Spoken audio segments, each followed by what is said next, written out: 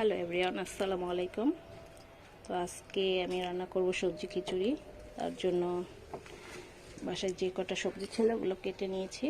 তবে এই গাজরটা ফ্রোজেন করা ছিল আমার মেয়ের খিচুড়ির জন্য। ও তো খিচুড়ি খায় না এখন, তাই আমরাই খেয়ে ফেলি, এই জন্য লম্বা লম্বা করে কাটা। তো চলো দেখে নিই খিচুড়ির জন্য কি কি করব। সবজিটা আগে কষানোর জন্য পেঁয়াজ কুচাই নিছি, মিষ্টি কুমড়া, গাজর, আলু আর মটরশুঁটি, এগুলোই ছিল আমার কাছে। তো এগুলো দিয়েই করব। আর আলাদা একটা পাতিলে কিছু পেঁয়াজ কুচাই নিছি, এটাতে চালটা কষাবো, সেটা পরে। আগে সবজিটা কষাই নিই।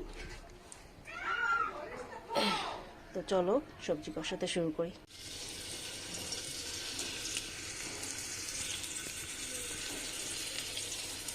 অল্প তেল দিয়ে দিয়েছি কড়াইয়ের ভেতরে, এটা দিয়ে সবজিটা কষাবো।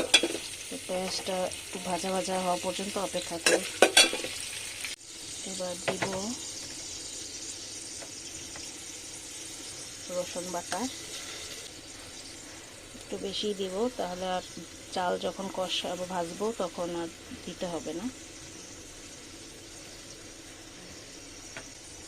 এরপর দিব আদা বাটা,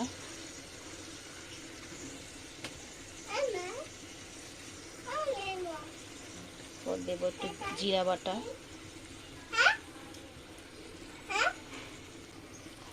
দিয়ে দেব হলুদ গুঁড়া,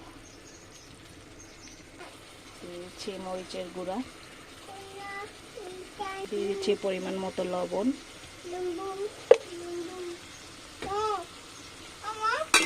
নেড়ে চেড়ে নেব। মাঝি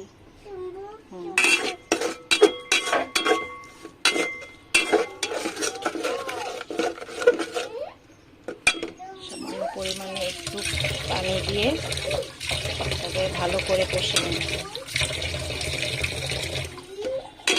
সামান্য একটু পানি দিয়ে ভালো করে কষিয়ে নিই।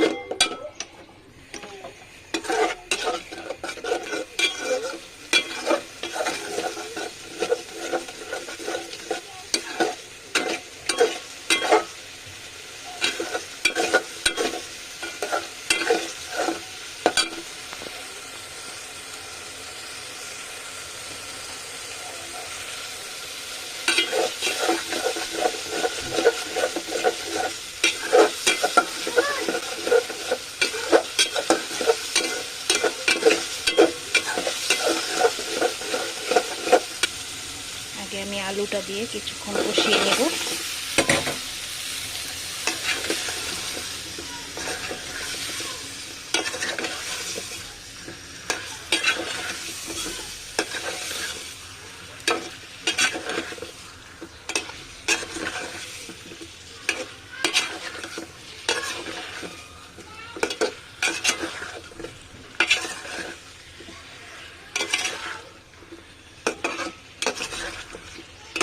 আলুটা মোটামুটি কষানো হয়ে গেছে, এরপর গাজরটা দিয়ে দিব।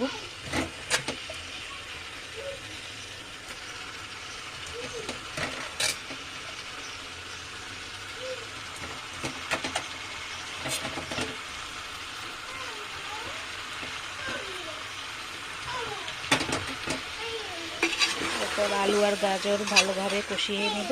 সবার শেষে মিষ্টি কুমড়োটা দিব, আর মটরশুঁটিটা আমি যখন চালটা ভাজবো তখন দিয়ে দিব। চলো তা আলু গাজর সিদ্ধ হওয়া পর্যন্ত আমরা সবাই অপেক্ষা করি। 5 মিনিট পর ঢাকনাটা তুলে একটু নেড়ে দিতে হবে।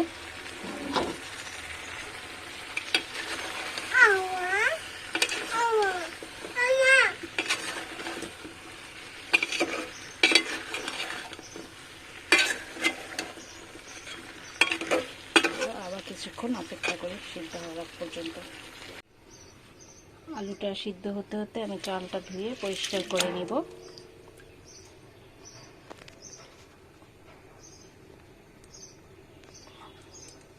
আলু এবং গাজর সিদ্ধ হওয়ার আগে আমি চালটা ধুয়ে পরিষ্কার করে নিয়েছি। এবার এটা পানিতে কিছুক্ষণ ভিজিয়ে রাখবো, তারপরে চাল আর ডাল একসঙ্গে ভাজবো। ঢাকা তুলে আবার একটু নেড়ে দিব। আলুটা সিদ্ধ হয়েছে কিনা চেক করে নেব। আলুটা মোটামুটি সিদ্ধ হয়েছে, এখন মিষ্টি কুমড়োটা দিয়ে দিলেই পুরোপুরি সিদ্ধ হয়ে যাবে। মিষ্টি কুমড়াটা দিয়ে এবার একটু নেড়ে দিব।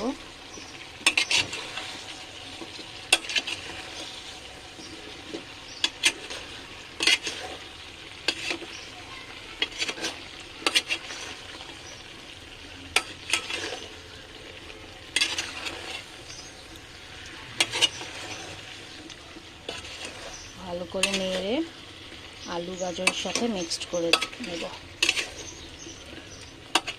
এবার ভালোভাবে মিক্সড হয়ে গেছে। এখন আমি সবজির কড়াইটা পাশের চুলায় শিফট করে দিব। পাশের চুলায় শিফট করে ঢেকে দিব। আর এই চুলায় চাল ডাল আর মটরশুঁটিকে ভেজে নিব। পরিমাণ মতন তেল দিয়ে পেঁয়াজটাকে লালচে করে ভেজে নেব।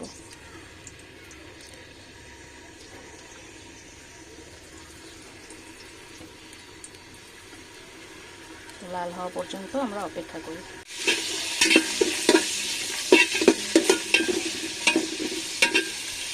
পেঁয়াজটা হালকা লাল করে ভেজে নিয়েছি।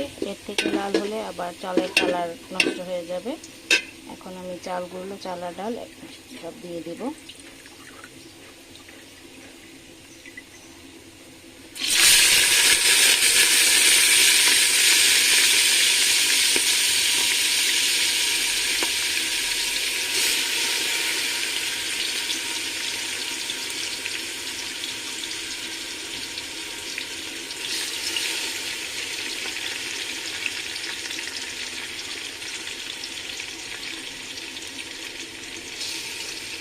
এগুলো দিয়ে দিব।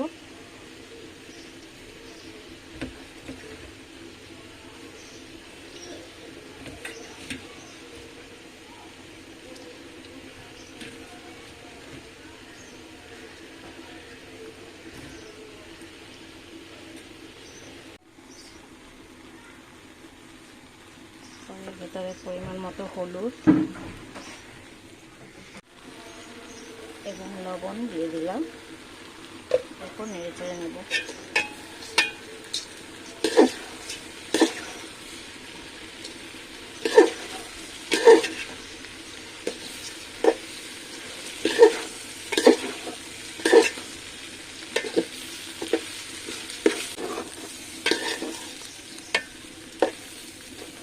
এরপর চালটা ভাজা হওয়া পর্যন্ত নাড়তে থাকবো এবং অপেক্ষা করতে থাকবো।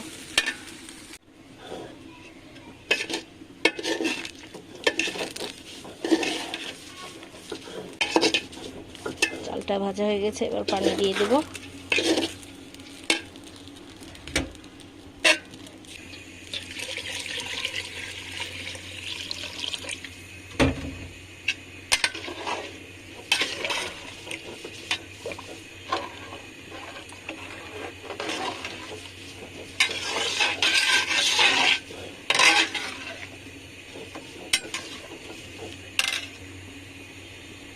পানিটা বলক আসা পর্যন্ত আমরা অপেক্ষা করছি।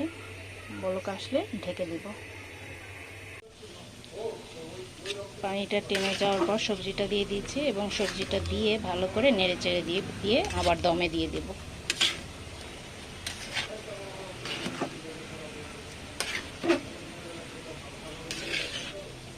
আর ভেতরে একবার লবণ চেক করে নেব। প্রত্যেকটা সবজি পারফেক্ট হয়েছে, ওভার কুক হয়নি। এত নাড়ার পরও কোনো একটা সবজি ভাঙে নাই, কারণ কোনোটাই তো ওভার কুক হয়নি। ওভার কুক হলেই ভেঙে যেত। এখন ভালোভাবে নাড়ার পরও আবার কিছুক্ষণ দমে রাখবো ঢাকা দিয়ে।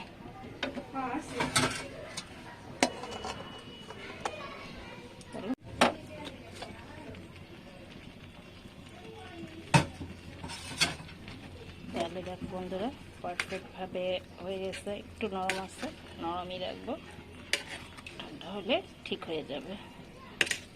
তো চলো প্লেটে পরিবেশন করে তারপরে তোমাদের সাথে আবার কথা বলছি। তো ততক্ষণ আমরা সবাই অপেক্ষা করি।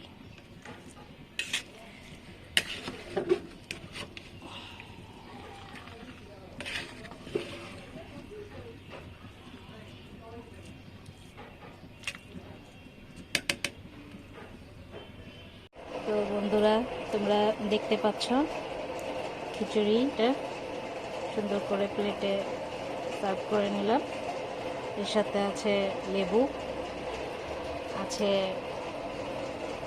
আমের চাটনি, কাঁচা আমের চাটনি, আর এখানে আছে আচার। আচারটা অবশ্যই এই বছরের না, এর আগের বছর আমি বানিয়েছিলাম, এখন অনেকটাই আছে।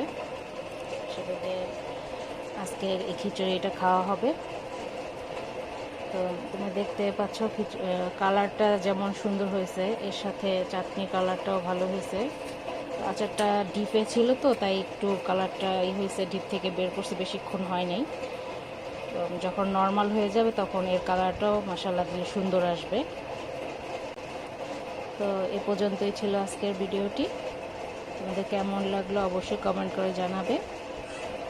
আর আমি তো রোজা রেখেছি, এটা দিয়ে ইফতার করব, সাথে খেজুর শরবত নিয়ে নেব। এগুলো দিয়ে আজকে ইফতার করব।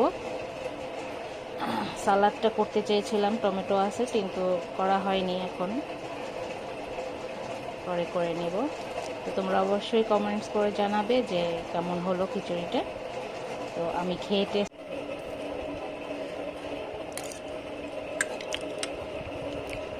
তো বন্ধুরা, আমি খাচ্ছি আর ভাবছিলাম যে মাংসের স্বাদকেও হার মানাচ্ছে। মাংস দিয়ে রান্না করলে যে স্বাদটা আসে তার স্বাদকেও হার মানায়। আসলে আমি নিজে রান্না করেছি বলে বলছি না, তোমরা নিজেরাও একবার এভাবে রান্না করে দেখো, রান্না করে খেয়ে দেখো, যে তোমরাও আমার মতন একই কথাই বলবে। তো আজকে ভিডিওটি এখানেই শেষ করছি। ভালো থেকো, সুস্থ থেকো, আল্লাহ হাফেজ।